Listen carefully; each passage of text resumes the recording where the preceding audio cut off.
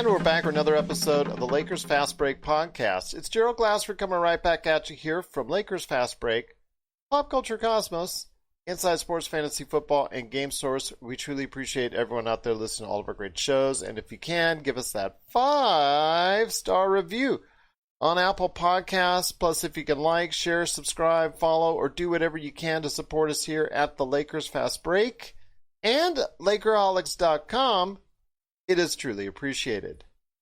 Well, there has been a ton of trades Monday. Was expecting more today. Haven't gotten any as of yet, but I will during the course of our program. We'll go ahead and keep my eye on Woj and Sham's Twitter just to make sure that nothing goes ahead and creeps on out there. But we're going to be talking about yesterday's flurry of action because the trade winds are blowing.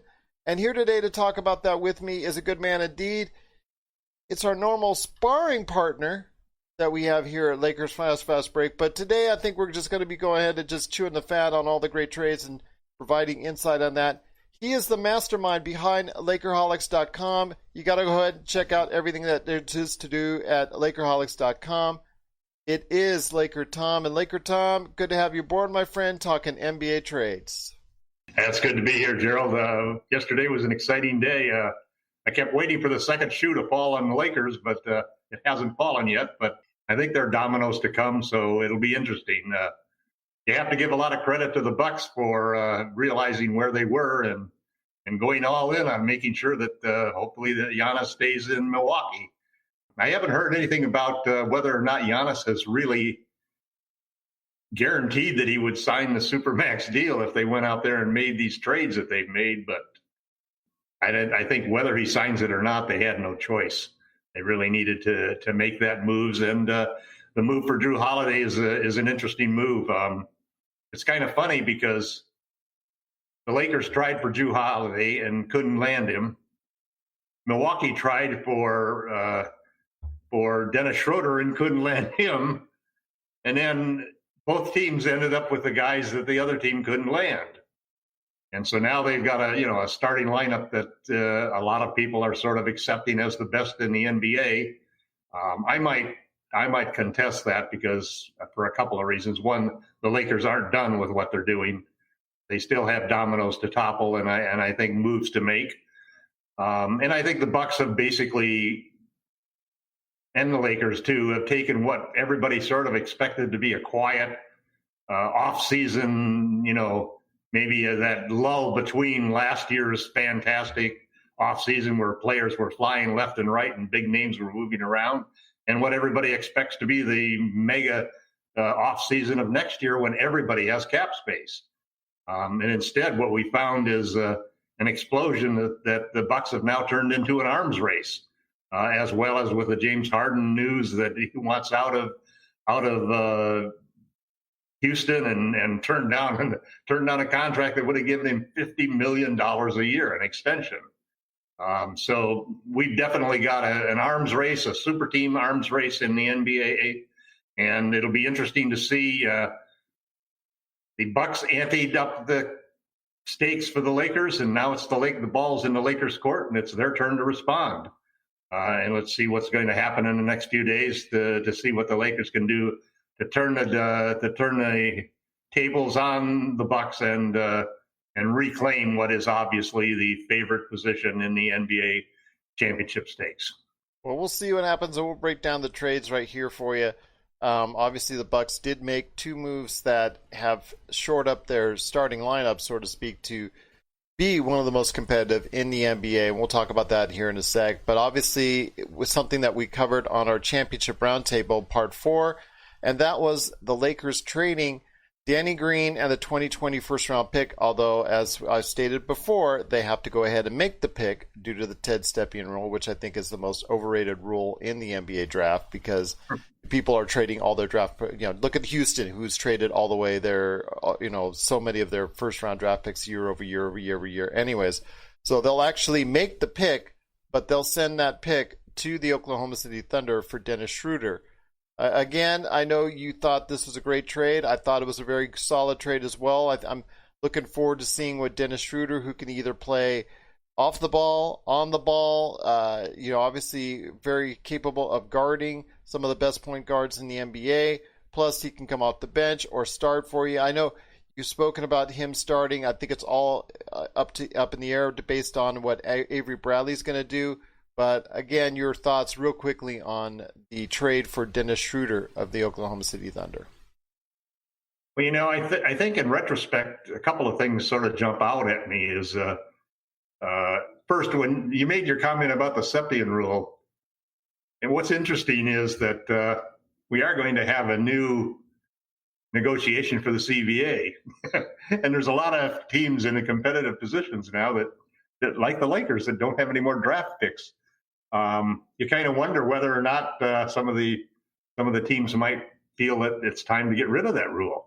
It's not even a rule anyways. It's not even a rule anyways. I mean, because you can literally just go ahead and draft and 5 seconds later trade. True, but you have to wait for the draft, and you can't send those future picks out there. It's a formality. The other side of it is imagine what the league might be like today, and the trades that went down if there wasn't any Septian rule. Because there could be a lot more announced on Wednesday that are already formalized. Yeah, I mean, in a way, I guess what I'm saying in a way is the players could argue very strongly that rule is restricting movement of players. And some teams, a lot of teams now, are all of a sudden finding themselves in a situation where, it's hard to make moves. Well, I mean, it's just an interesting little offside subject that I wanted to throw out there and see what you thought. Well, I'll just say this. There is really no Stepien rule. You can just basically throw that in the trash because and in fact, with Shams and Woj reporting everything out there, it's hard to keep these trades secret. So if there's something solid that's already materialized, and again, this is just formality, like you're doing, like we already know with the Lakers, they're trading and they're instantly giving away. There is really no Stepien rule. It's just a formality. I mean, again, look at Houston, who has not had a first-round pick in years. It's just a joke at this point. They just make the selection. I'd love to be able to trade our 23 and 25 picks. Well, they will. They can't do it now, but they can do it in 23 and 25. And we can't trade the 26 because we've already traded the 25. See? Yeah. So the rule is clogging up what I think is a desire of the players, especially, and the teams, to open it wide and let's make more trades. They just can't. They can't do it now. The coronavirus climate that we're in now. Well, they just can't do it now. They can do it in 2023 and 2025. They can instantly trade that draft pick. But you're right in the sense that it's not 100%. You get off the deal, right? Imagine how much more flexibility the Lakers would have right now if they had one more future draft pick that they could trade. Oh, there you go. Absolutely. Right now, it could be a major difference now. And instead, what's turned out is that it's now all of a sudden a sign and trade for KCP has become a major trading chip for the Lakers. Well, again, that's his future. That's a rumor too. We're seeing how well that's going to play out because he does want to get paid and will get paid a lot of money here in just a short period of time. He did opt out, and that's basically what we're seeing today. As of this point in time, is either the heavy rumors about James Harden and the Nets, or who is opting in and who is opting out of their contracts. So I'm not seeing any action today per se, but yesterday again there was a flurry of action, and it started off with the Phoenix Suns acquiring Chris Paul from the Oklahoma City Thunder. Again, a very busy team who have like 500 draft picks now, but they wanted to get off that Chris Paul contract because they know they're in a rebuilding stage. They actually went ahead and got Kelly Oubre. They got Rubio, Ty Jerome, and other picks, other players as well. So basically they are, at this point in time, giving the Suns a chance to go ahead and compete. I'm not sure if I'm sold on them being a middle of the pack as far as 4th or 5th, but I see them now being a very solid 7th or 8th team in the Western Conference. Yeah, I think I agree with you there.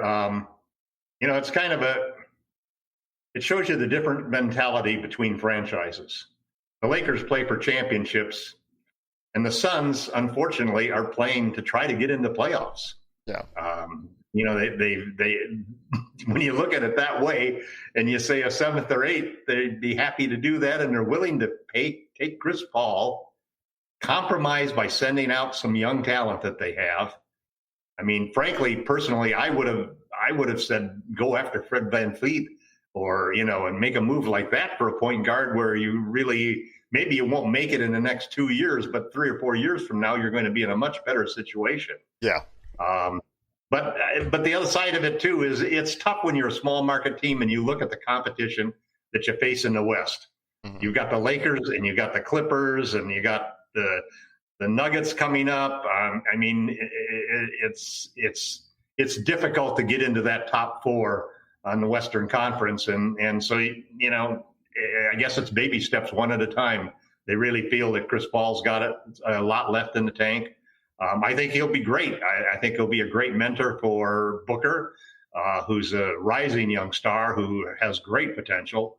And the West is going to be vicious. I mean, the Suns are not going to be an easy out.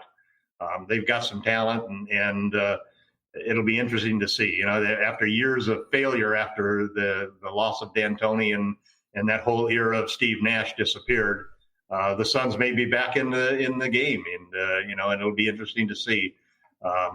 Going down to Phoenix and play, they're talking about playing these major league MLB type series and having actually people in the same division may play each other 6 times so that they can go in and have a 3 games away and a 3 games home series. I really like that idea of going in and playing a team 3 times in almost like a mini playoff, like a 3-game playoff in the middle of the season, just to see who comes out ahead. And that rubber game could be really interesting in a lot of these series.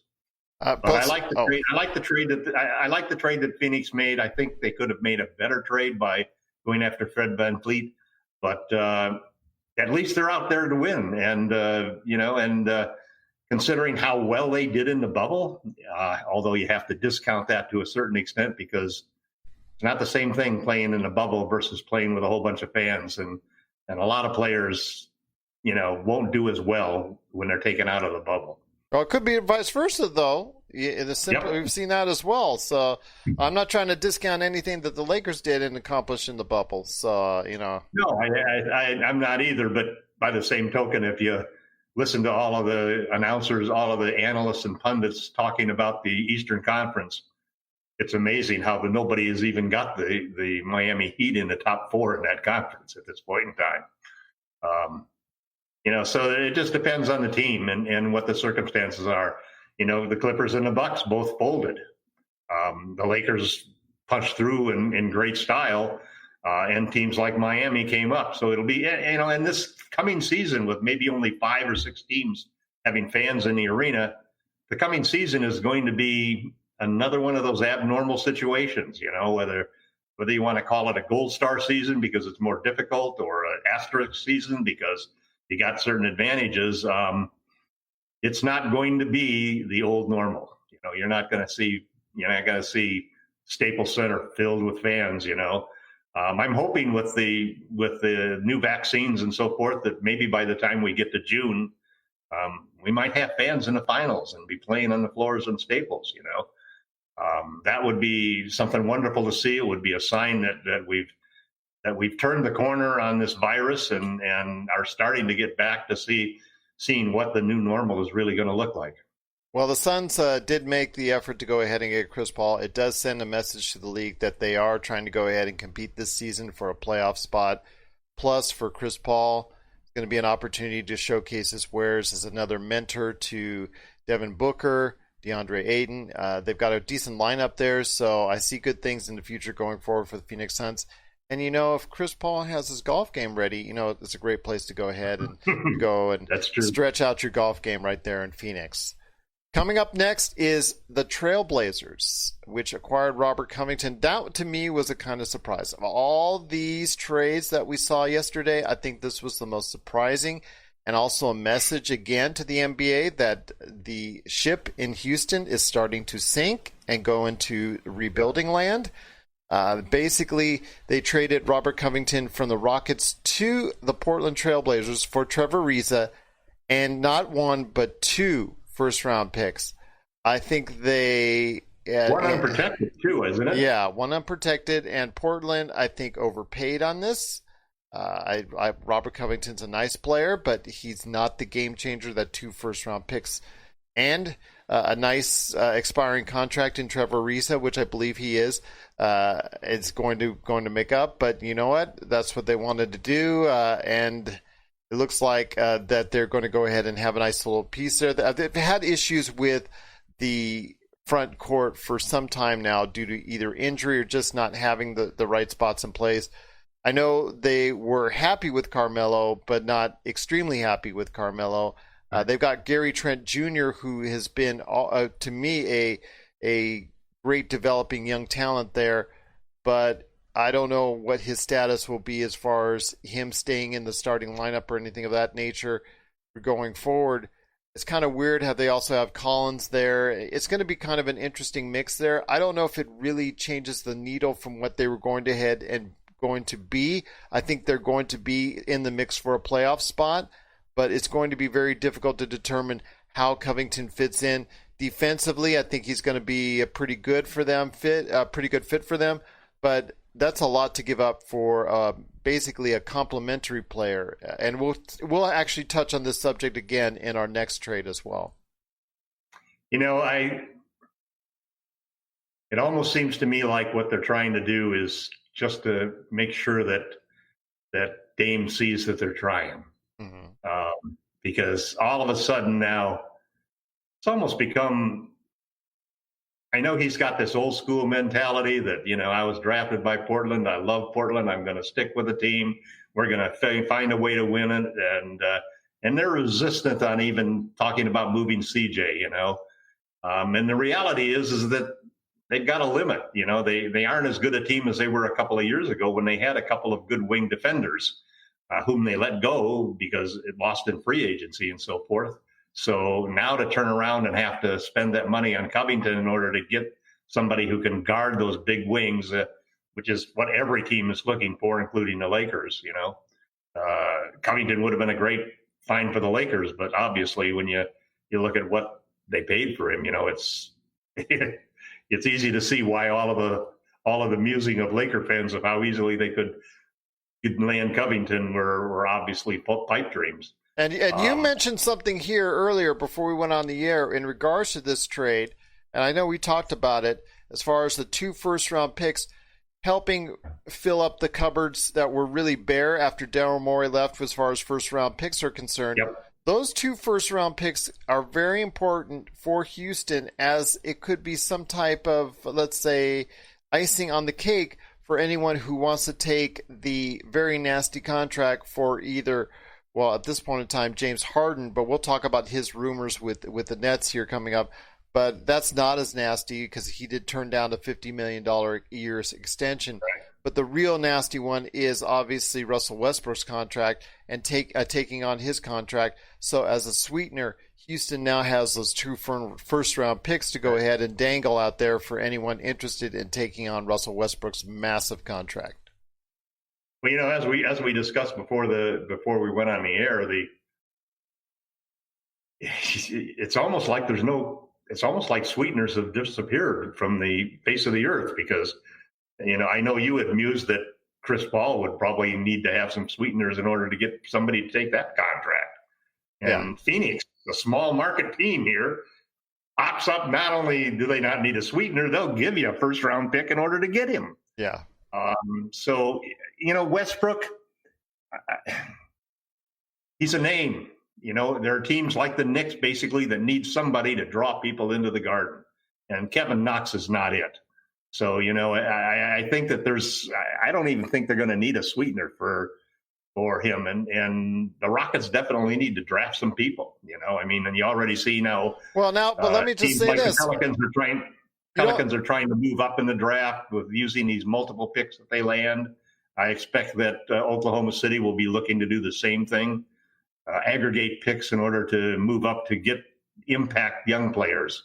Well, you don't need to fill up the Garden right now because the Garden ain't filling up because of coronavirus. So the first season, you don't really need to go ahead and bank on that. If you're going to trade for somebody and that you might think might be a good ticket seller, do what you can to trade up for LaMelo Ball, because that's a name that would excite New York right now. That's a young talent that could prove out to be someone that is going to be either very, very good or maybe not. At this point in time, people just aren't sure with anyone in this upcoming draft. But I would go ahead and go. Melo's got that Ball name though, and he's got his same dad as Lonzo. That's the problem that everybody sees. The dad has not been as vocal in recent years. No, and I think he learned a little bit of lesson with Lonzo. But in a lot of ways, though, Melo is maybe got the biggest upside I see. And I haven't followed the draft anywhere near as closely as you and Raphael have, but I followed Melo because I've always thought that I've always been a fan of Lamar's just simply because I'm a fan of the underdog. Yeah. And he raised some kids who maybe are different. They play different and he has a different style. But the one thing I think that always irritates me is people insinuating that he hasn't been a good father and that he hasn't really developed character in his kids. And yet I don't see that. They never been in trouble. They've always been upstanding kids. He seems like a good family man. He may be a little erratic in his business and his promoting of his son and trying to share the limelight as a father of a superstar. And that's hurt his kids in a lot of ways. And I think it's hurt Melo. But I think Lamar loves his kids, and I don't have a problem with him that a lot of people do. I think Melo may be even more talented than Lonzo was, but he's got holes in his game just like Lonzo does, and most of the players at the top of this draft have those holes of some sort. That makes it a tough draft. It's a tough draft to have the number one pick. This is Raphael from NBA Draft Junkies.com, and you are listening to the Lakers Fast Break.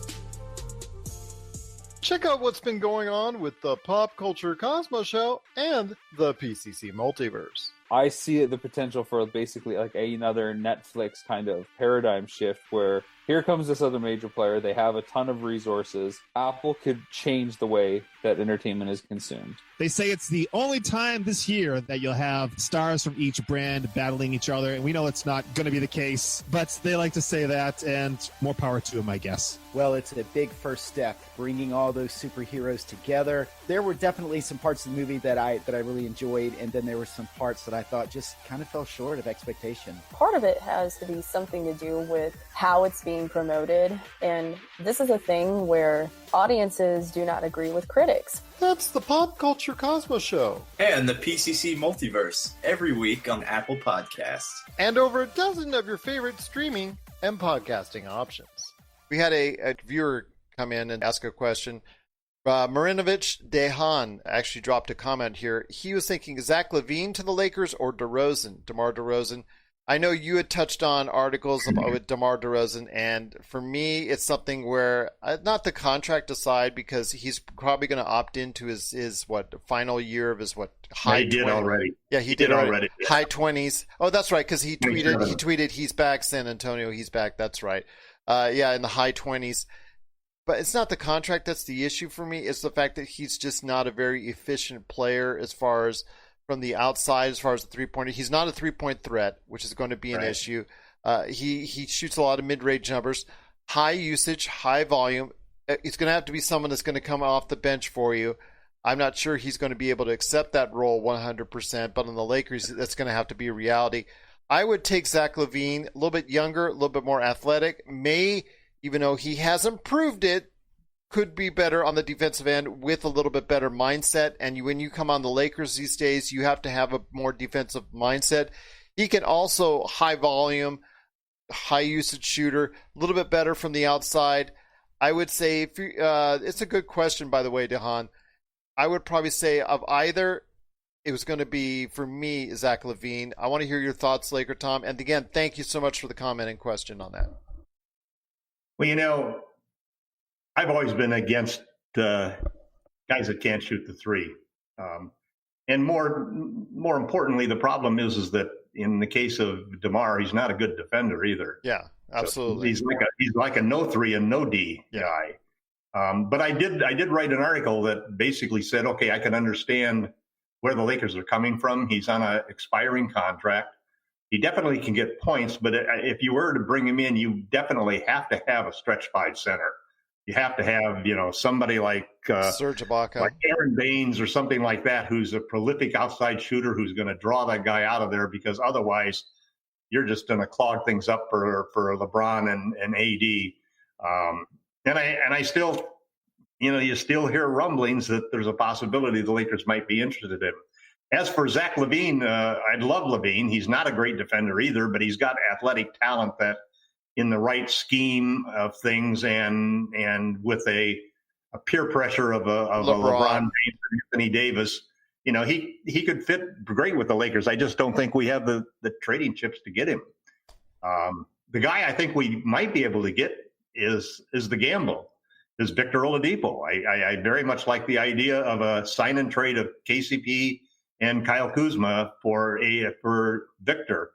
There was a big article the other day that Victor's trade value has just plummeted because everybody is just worried about his attitude and the injury, that quad injury.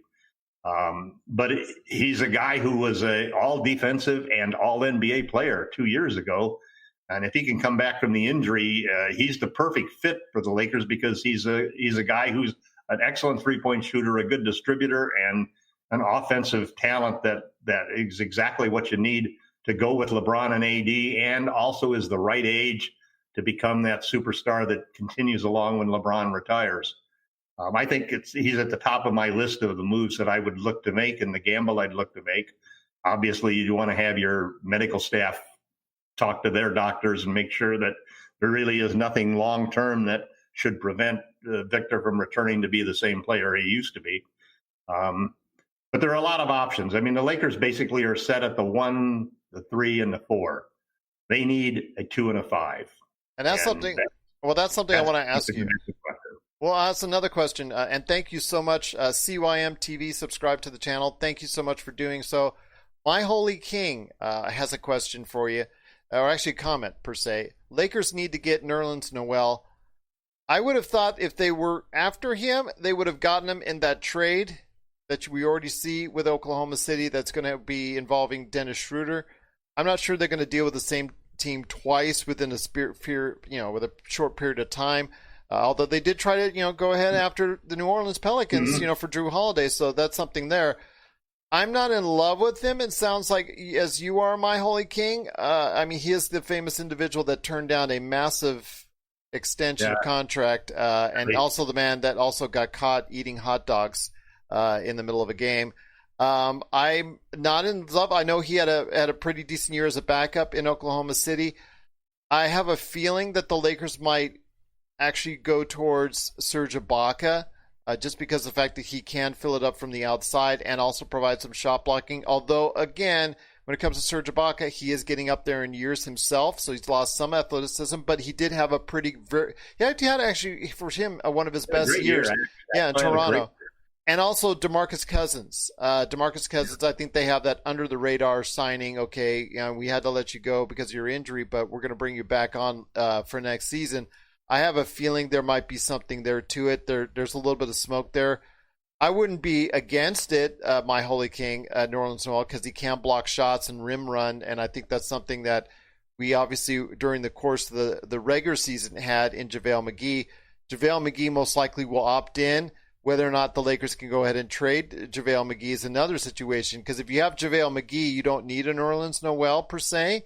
But if you do trade JaVale McGee after he opts into his contract, which he most likely will, then maybe a Nerlens Noel, as far as a shot blocker is concerned, wouldn't be such a bad idea. I don't think it would be. He fits a nice need. I think that would be actually pretty good. I just don't see them dealing with Oklahoma City so quickly in such a short span of time. I think there's a good opportunity to expand that trade, because it, first off, won't get finalized until the draft. Yeah. And secondly, the money right now is equal, so that we could add $3 or $4 million of incoming salary, or we could dump $3 or $4 million. Speaking of speaking of JaVale McGee. Yeah. We could dump $3 or $4 million. Here's the center situation is interesting because I think one of the big challenges, one of the things that Frank Vogel learned during the playoffs was the value that he had when he was able to play a stretch 5 center. And that was when we were having Anthony Davis play the 5 and Markieff Morris play the 4. And even though sometimes you'd see Morris guarding the big center on the other team and banging around underneath. And Morris is a real important clog for us to get back. But I think the next move that the Lakers need to make in the evolution of the team and the evolution of Frank Vogel as a head coach is to make sure that we have a modern three-point shooting center. And I think that the logical choice is Ibaka because he's 7'1", 250 pounds. He can bang underneath. He shot 39% from deep. He had one of his best years. He only played like 25 minutes a game. But on the Lakers, because AD is going to play center for a good portion of the time, you really don't need to have two. You don't need to have a full-time 5 out there. So I think that the logical move, if we can pull it off, and depending on who else is going after Ibaka, is Ibaka and Cousins as the modern version of Howard and McGee. Now, it's kind of interesting because through the years, if you followed me on Twitter or at LakerHolics.com, people will find that there have been 2 centers that I've always liked and wanted to have on the Lakers. Willie Cauley-Stein and Nerlens Noel. I really liked Willie Cauley-Stein when he was drafted coming out of Kentucky, and I followed him for a while, but kind of just went off the radar. I would be disappointed if we went in that direction at this point in time in the evolution of the team and the way that especially when we're going to be playing the Bucks, who've got a guy that's going to be raining threes from outside and Lopez at the 5. I think we need to do that same thing. I think that there's too many games that guys like McGee and Howard and Willie Cauley-Stein and Nerlens Noel become unplayable in today's NBA. Well, we saw that. We saw it in the finals, and we saw it all through the playoffs. And Noel fits right in there as far as with the same thing that JaVale would be. Let's say, and like I said, my Holy King, that's actually a pretty good suggestion for the regular season. It's during the playoffs when you see either he gets played off the floor because he would get too small, or you have the fact that, let's say you have like Jokic. Jokic abused McGee, just power upon power, backed him in on those about 3 or 4 times right in the first quarter. I see Noel having that same type of lack of success because they just don't have the strength to go ahead. That's when you had to bring Dwight Howard in there. That's where Dwight Howard really found his niche and found his importance in the playoffs, was against Jokic, and to really frustrate him on those occasions. Plus, Dwight Howard played same type of physicality in the Houston series in bits. Yep. But I'm saying right now that it's going to be tough to get the Noel. I just think that unless they expand the deal that they currently have, I just don't see them going after Noel. But I won't say he's a bad player for it, because especially during the regular season, he would fit like that JaVale McGee fit last year did. But I just say in the playoffs, that would be a hard thing to do.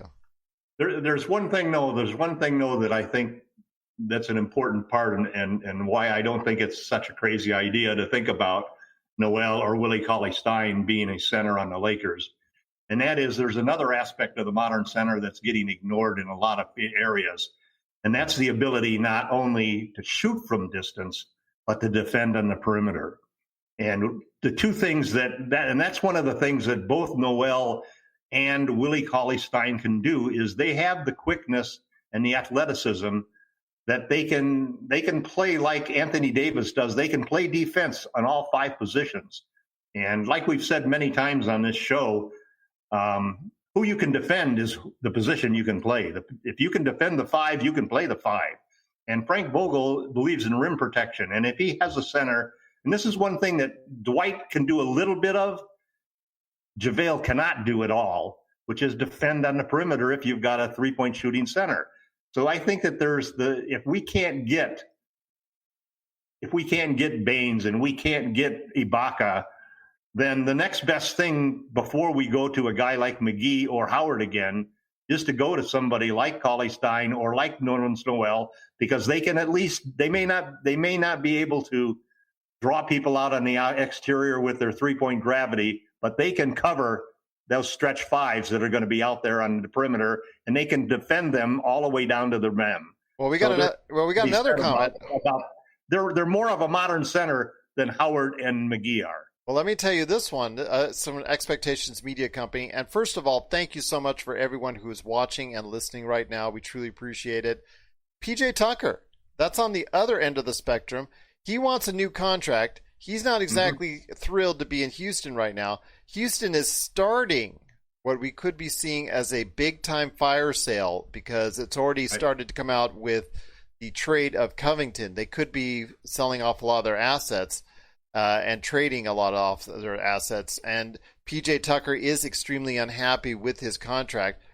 The man is in his mid-30s. He's played a absolute ton of minutes, and he's got a lot of mileage within the past few years, but I think he can still contribute greatly to a team. What about PJ Tucker as your 5? I played around a little bit with that in my mind, because obviously I thought the same thing, with corner three. Listen, what is Kuzma valuable as a trading chip? He's valuable as a trading chip to a rebuilding team that wants to get rid of a veteran on a big salary or who wants a bigger role. So I think there's something to that. I don't know whether or not the priority is the problem. The problem is that there still are teams where he's not going to be. He's nothing more than a backup center for the Lakers in that situation. He's only got a salary of like $7-8 million, so he's somebody that could be available through the MLE and so forth.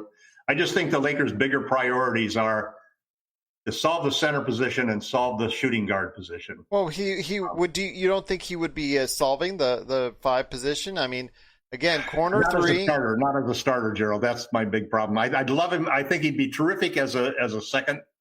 For example, let's say that the Lakers. Here's a fallback position for the Lakers if they can't solve any of these other problems. If they can't find a better shooting guard, if they can't sign Ibaka or Baines, their fallback position is, and it's not a bad position. It's Kentavious Caldwell-Pope as a starting shooting guard, who's a damn good player. He's a guy who can defend and he can hit threes, and he's 27 years old, right in the heart of where you want him for AD. And he's deservedly gotten a lot of action. So if we end up having to stick with him, I think that's fine. I'm not going to be.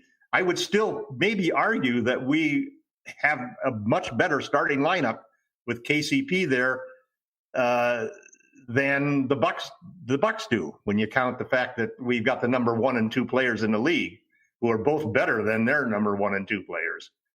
The other thing is DeMarcus Cousins. How close is Cousins back to being ready to play, and how good could he be? If he can really, before he got injured, he was on pace to be the first center to shoot 500 threes in a season. I mean, 500 threes from this guy. And he was on, and the next year, Brook Lopez broke that record. So the fallback position for the Lakers, to me, is that if they really feel that Cousins can be the starter, then and the KCP is worth the money. He's a clutch client. He's a brother to AD and LeBron. And you don't want to give stuff away like that. He's an awfully good player. He's underrated still. May not be underpaid probably after this year, but he's definitely underrated as a player. He's the 3rd best player on the team. So the Lakers are in a good position there. PJ, I love PJ. He's tough and he'll give a lot of people trouble. And the other thing is that there is something to him playing the 5, because he can take the banging. He's proven, even though he's only 6'7", he's still 250 pounds. He can take the banging down low, and that leaves AD free to float as sort of the free safety shot blocker, help shot blocker on the Lakers. Well, he'll have to improve on that, his already good numbers of shot blocking, because, the Lakers, they were known for being one of the top shot blocking teams in the league.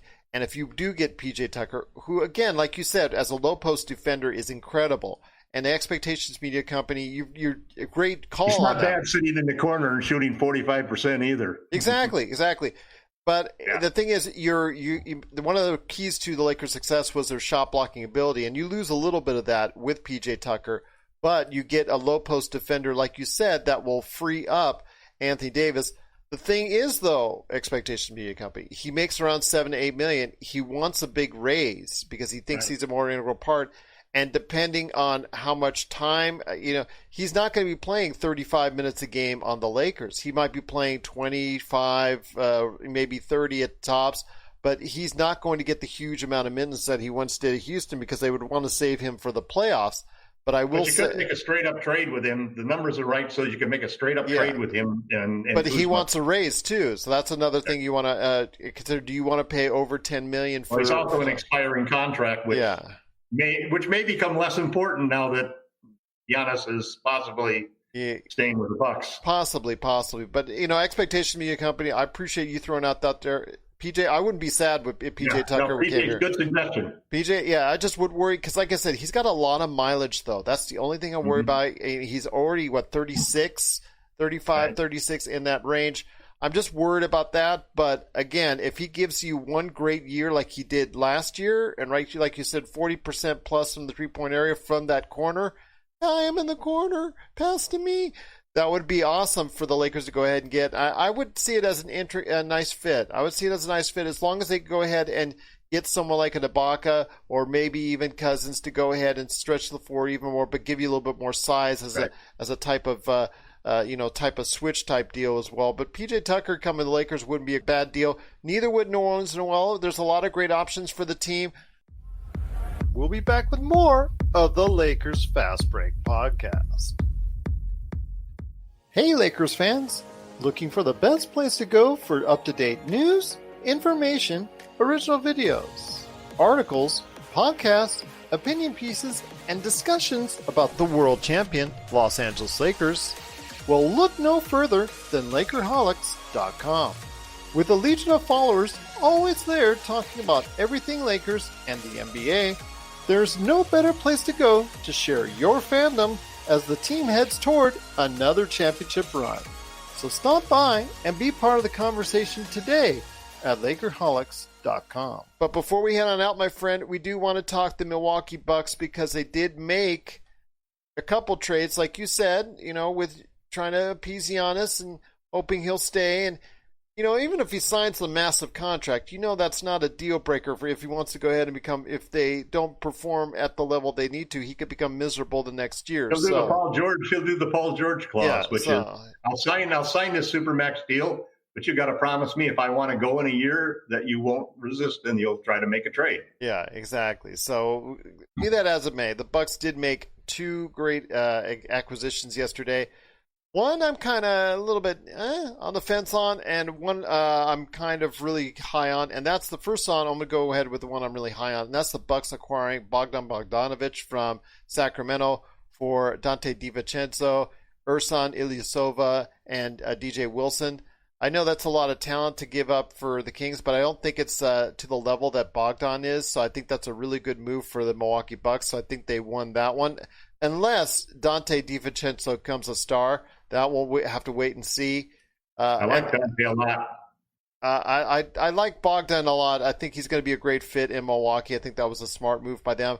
The other move, though, and they had to overpay, and that's the thing, they really had to overpay on it, is that they acquired Drew Holiday. AD money. They paid AD money. Yes, they paid an AD trade for Drew Holiday from the New Orleans Pelicans for Bledsoe, Eric Bledsoe, George Hill, and 3 first-round picks and 2 first-round draft swaps that are coming at some point in time in the future as well. So essentially, 5 first-round draft picks. Like you said, AD-type trade for a guy who's made the All-Star team once, who is a very versatile guard, and obviously would have been a great fit on the Lakers, and I know the Lakers were after him as well. So a very solid player, very, very solid player.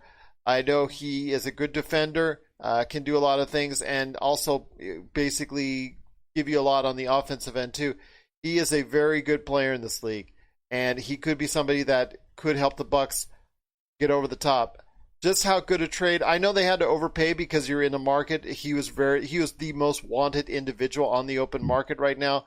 But your thoughts on the Bucks acquiring Bogdan Bogdanović and Drew Holiday? And I do see your comments, guys, that'll come up next. I guess I kind of have the flip-flop feeling about it. I think the big trade that was really important to Giannis is Drew Holiday, because he's a real two-way player. And he's going to, they gave up, when you think about, when you watch the Bucks play, and other than Giannis and who's the other, the small forward? Middleton, Chris Middleton. Middleton. Yeah. But when you set Giannis and Middleton aside, and you look at the other players that contributed to that Bucks best record in the NBA, it was those guys that they traded. It was that. I mean, Bledsoe did have a bad playoffs, but he and George were George Hill led the league in provided good leadership at the point guard, and then the guys who shone off of the bench, DiVincenzo was terrific. DJ Wilson, it looks like he has great potential talent, and I don't see Bogdanović.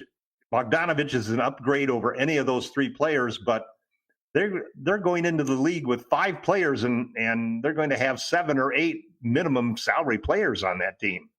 They are actually replicating the Lakers' whole game plan for next year to sign a third superstar, and they have 3 superstars and nobody else left over.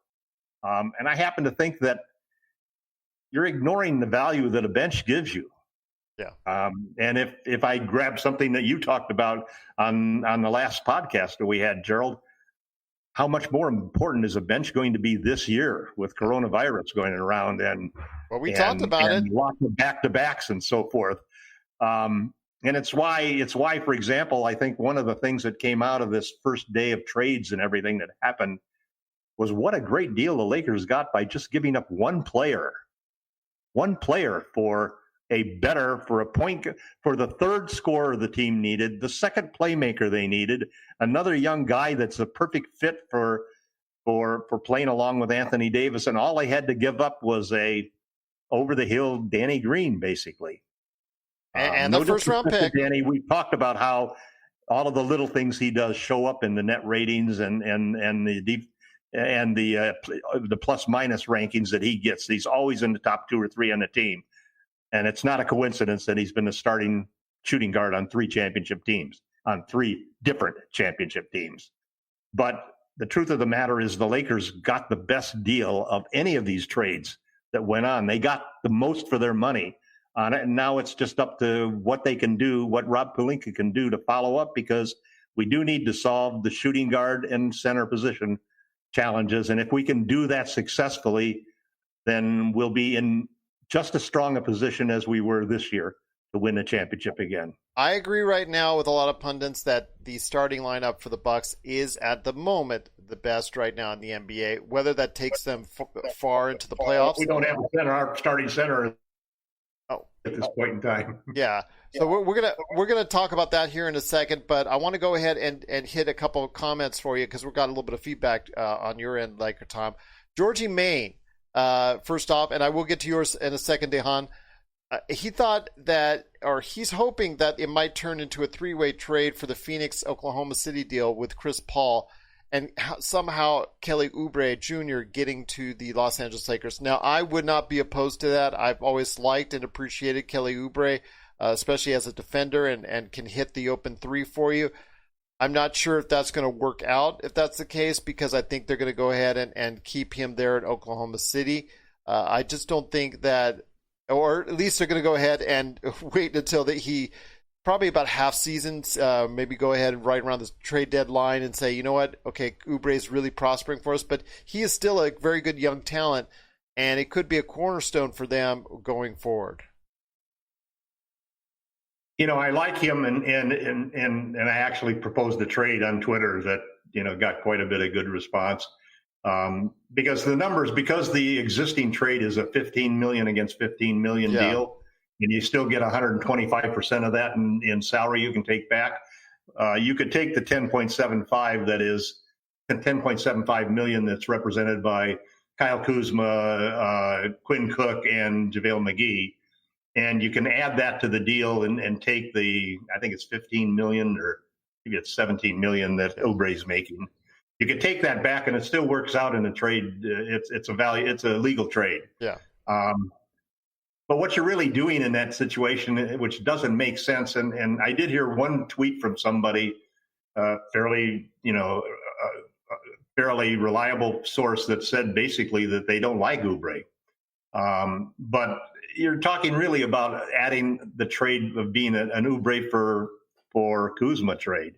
And Oubre's got much better stats and productivity than Kuzma does. So I don't see that being a viable path. And then secondly, I think the Lakers, that 10.75 million that the Lakers have means that they can bring back a player making 13 million. That's the most they can bring back with Kuzma, Cook, and McGee. So there's a lot of players out there that could be good targets for that. One of them would be the Pelicans' J.J. Redick, who makes $12 million. Yeah. That would be a sweet deal for the Lakers. And we know the Pelicans have always liked Kuzma. He can reunite him with all of the baby Lakers, and they could have a good time again. I would love. Hold on. Add this onto it. Get J.J. Redick and George Hill. Bring them over to the Lakers. It's a possibility. It's a possibility. The problem is that George. I don't remember what George Hill's making, but that's what's going to throw the numbers off. That would. So the next step for the Lakers, if they can't make that deal with the Kuzma, McGee, Cook package, which is the only other package they have, unless Avery Bradley decides not to exercise his player option. So then the only other way that you can enhance that deal, and you're really going after players that you probably don't want to give up, players like THT and Caruso. You want to hang on to those guys because they're valuable bench players. So the next step is a sign and trade for KCP. Say KCP gets an offer from somebody for $15 million a year, $45 million, 3-year, $45 million, or a 3-year, $18 million, $54 million contract. And it's very possible that he might get an offer like that from Atlanta. So, then you could turn around and say, okay, well, what if we include KCP in that package? And all of a sudden you're up to, you can go after a player making $27 million. You could go after DeRozan if you wanted to. And it may not be out of the question. Let's say if they got a deal where Baines was willing to accept the full $9.3 million MLE, and you got a 3-point shooting center, and then you make this deal and you bring in DeRozan, who could kill with a center like Baines out there and who shoots 8 or 9 threes a game. So they not only have to cover him, they have to help. They can't help off of him at all. So all of a sudden the lanes are opening up. So there's a lot of path. You can go after guys like, once you start talking about KCP, even at a $15 million a year sign and trade deal, you're all of a sudden in the range of talking about Miles Turner again, talking about Victor Oladipo, talking about it if you wanted to, even with Zach LaVine, There's your range of players that you can bring in as a whole new world. So there's a lot of opportunities, and even though the Lakers may seem on the surface to be scarce of trading chips, there's a lot of value to be had in KCP and a sign and trade and in Kuzma. And if you had to for the right player, you still could talk about THT and Caruso being in there, because I think right now we're really in an arms race with Milwaukee and probably with Brooklyn, and maybe with the Golden State Warriors, because they've got that number 2 pick in the draft and a big $17 million trade exception. Yep. and a pretty good player that. And they've been very quiet. They've been very quiet. You're right. And they're going to put fans in the stadium with their testing thing. That new Chase Arena thing. So, yeah. Yep. It's going to be, I think we've seen some fireworks, Gerald, but I think that there's a lot more fireworks to come in the next few days. I certainly hope so, my friend, because not only do you have the draft tomorrow, and I'm going to have on some great guests. I have on Mike Weisenberg scheduled to join me tomorrow. Plus, we're going to do a draft recap show. I'm going to do it on the Facebook channels for Lakers Fast Break, and I'm going to do it all over as far as Facebook Live. I think, and I'm told Rafael Barlow from NBA Draft Junkies that I think I'm going to go ahead for YouTube.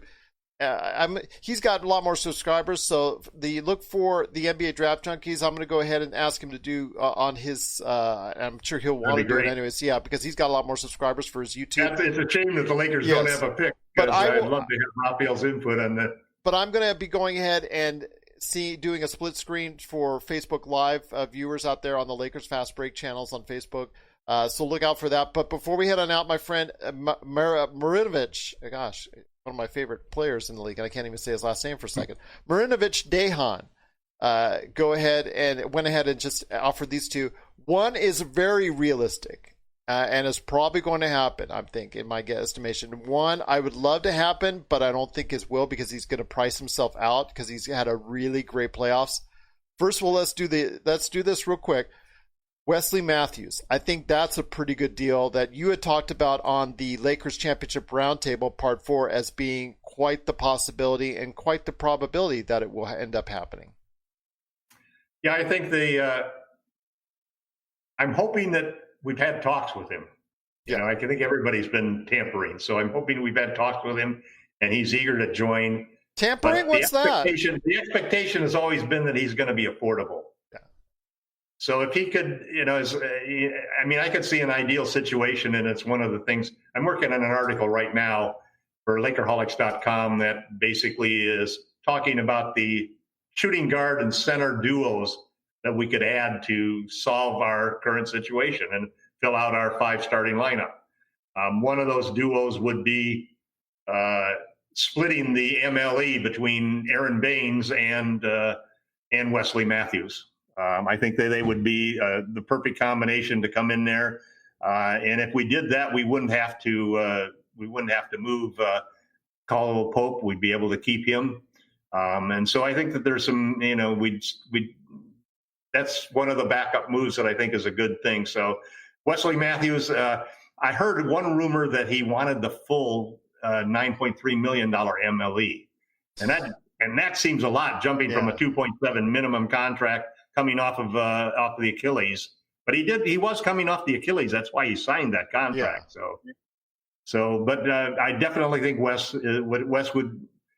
The thing that he can do is he can guard the guys that Green guarded. Yes, he could do a better job, frankly, guarding the bigger wings that Danny Green couldn't stay in front of.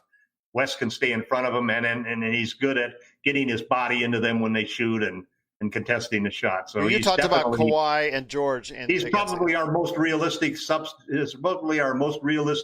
addition to fill the shooting guard spot. Yeah, you talked about Kawhi and Paul George as being the ones that he would be most effective against. I agree with you, and he does have a little bit more consistent shot at this point in time than Danny Green does.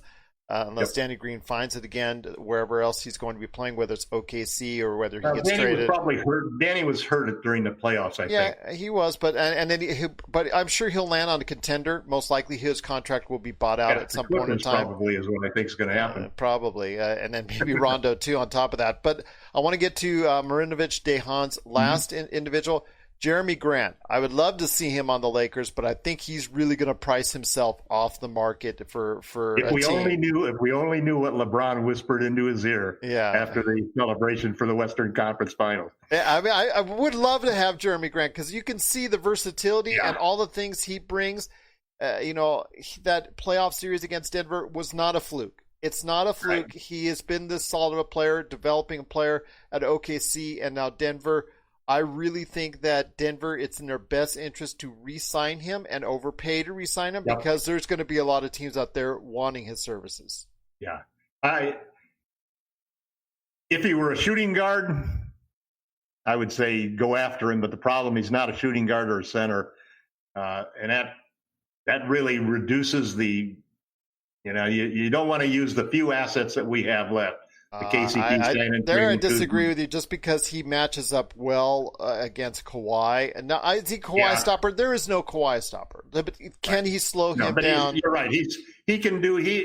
It comes down to where, and listen. Frankly, I could see Frank Vogel siding with you, Gerald, because he could be the big defender that we lack against those guys.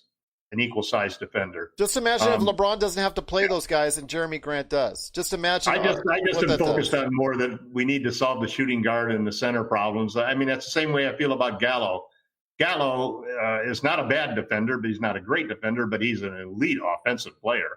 And if he was willing to sign for the $9.3 million MLE, you could argue him against almost anybody else for that same position of how he could transform the Lakers. But Jeremy Grant, I would say, just because he's younger, would probably be a little bit better fit for me, just because There's always that long term. I agree with you there that anytime that it's like that's one of the things that's so wonderful about the Schroeder deal. If you can get a guy who's also going to be there when LeBron's gone, that makes the Lakers so much better. And we mentioned him real quick, George Hill. He might not be available for a trade for the Lakers, but if he stays on New Orleans and New Orleans doesn't have the season that they want, plus there's 3-point guards now. Hold on. How many guards do they have now? They have 3-point guards right now listed, which doesn't make Alonzo's days any easier. But I will say he'll either be waived or at least bought out if he isn't traded sooner.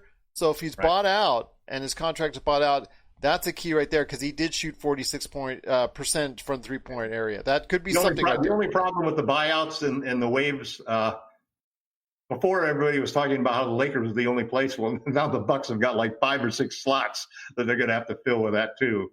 So, there's going to be a lot more competition for those guys than we might have thought at the start of the season.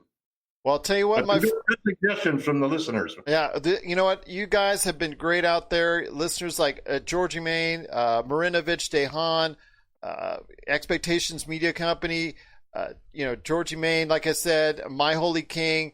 And I tell you what, I have just ultimate respect for you guys for going ahead and listening and watching us. Just wanted to shoot off about all the NBA trade flurry, and we didn't expect all these great comments. So that's just like, it's like you have this Sunday and you have all the nuts and the cherry on top, that makes it even much better. Which you guys go ahead and telling us your thoughts and your comments. You guys, great suggestions, just awesome fits all the way around.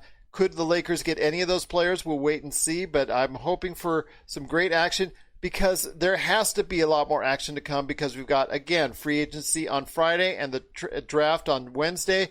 I'm going to have a lot more interviews to come here in the next few days. I'm going to be overloading everyone on our podcast channel. So reach out to us, Lakers Fast Break, wherever you get your podcasts, or you can go ahead and keep on checking us out right here on YouTube, also Facebook and Facebook Live. Want to go ahead and check us out there, Lakers Fast Break. I'm at Lakers Fast Break on Twitter. Also as well, LakerTom at LakerTom on Twitter. Check out all the hundreds and hundreds of articles this man does on his medium.com or his Lakerholics.com page. Lakerholics.com, if you're a Lakers fan, it's the best place to go. You go ahead and interact with other great Lakers fans. There's great articles always being done by LakerTom. There's stuff done by me, Rafael Barlow, throws in stuff there. Also as well, Sean Grice, a.k.a. Magic Man. And, of course, Jamie Sweet with his 5 great things at Lakerholics.com. So I really hope you guys get a chance to check that out, Lakerholics.com. But LakerTom, any last thoughts on the way out? I think we've pretty well covered it, Gerald. It's we'll have to see what happens. There may be so much action that we have to come back on Friday and do another podcast. But it's been a great time here at Lakers Fast Break. I invite all of those people who are watching the show and listening to the show to stop by, sign up, and become a member at Lakerholics.com. You'll enjoy the conversation. Everybody is treated with great respect, and the type of comments that we heard today from the listeners are exactly the types of things that we're always talking about every single day at Lakerholics.com. And if you want to hear us as far as either on the air screaming at each other, or you want to go ahead and see us in writing, we're a lot crazier. We've actually been on our best behavior here for today's show. But if you want to see that type of first take back and forth sometimes, because LakerTom does have his trades that are eye-opening, to say the least, at some point in time. It's a lot of fun, though. It does get heated from time to time, but also we do respect everybody else's opinion out there, and they go ahead and comment freely on it. It's Lakerholics.com.